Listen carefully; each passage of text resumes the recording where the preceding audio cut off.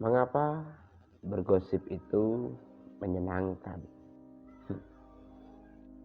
Ngobrol-ngobrol santai saat istirahat kerja atau ngobrol-ngobrol sambil menunggu antrian belanja memang menyenangkan, bukan? Kita bisa jadi saling akrab dengan teman, tetangga, atau rekan kerja. Apalagi ketika obrolan sudah sampai pada membicarakan orang lain. Ini menarik. Ya, membicarakan orang lain. Apalagi kalau sudah membicarakan kejelekan orang lain, pasti sampai lupa waktu. Menurut jurnal penelitian sosial psikologis dan personality science, setidaknya orang bergosip selama 52 menit dalam satu hari. Menurut penulis tadi, gosip adalah membicarakan orang lain yang tidak hadir. Orang yang tidak hadir, tentu saja orang yang tidak hadir tidak bisa menyangkal apa yang kita bicarakan. Orang yang tidak hadir juga tidak bisa mendebat jika yang kita bicarakan adalah salah. Jadi terlihat sangat aman untuk membicarakan orang yang tidak hadir. Kebiasaan bergosip ternyata mempunyai alasan psikologis. Bergosip adalah insting mendasar manusia, sebab kita mengakar dalam kelompok.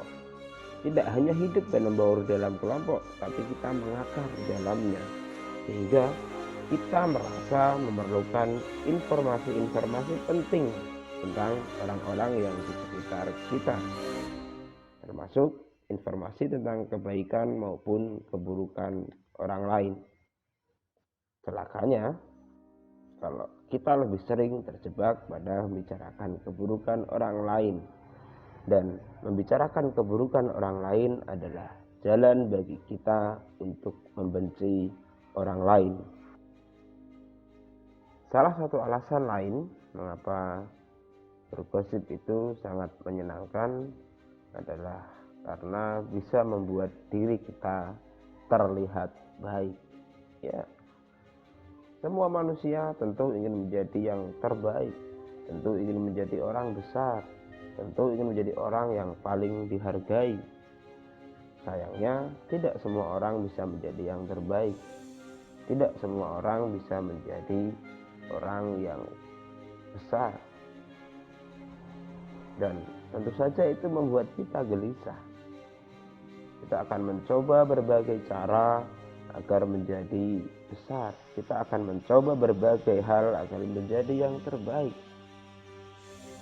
Dan salah satu yang paling mudah untuk terlihat baik adalah dengan membuat pembanding-pembanding di sekitar kita terlihat buruk. Salah satu cara untuk terlihat besar adalah dengan membuat orang-orang di sekitar kita menjadi kecil. Sehingga itu membuat diri kita seolah-olah baik, membuat diri kita seolah-olah besar.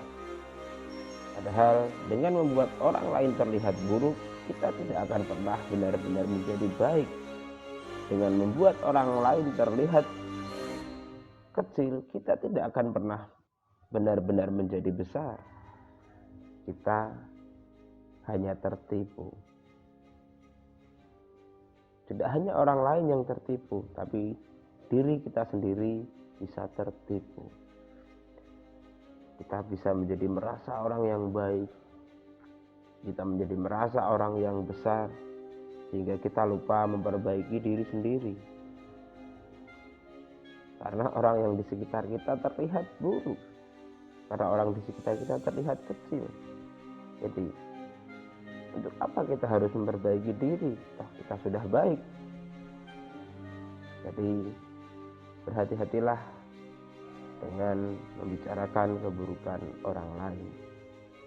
Karena selain membuatmu dipenuhi dengan kebencian, kamu juga bisa membawa orang lain pada kebencian.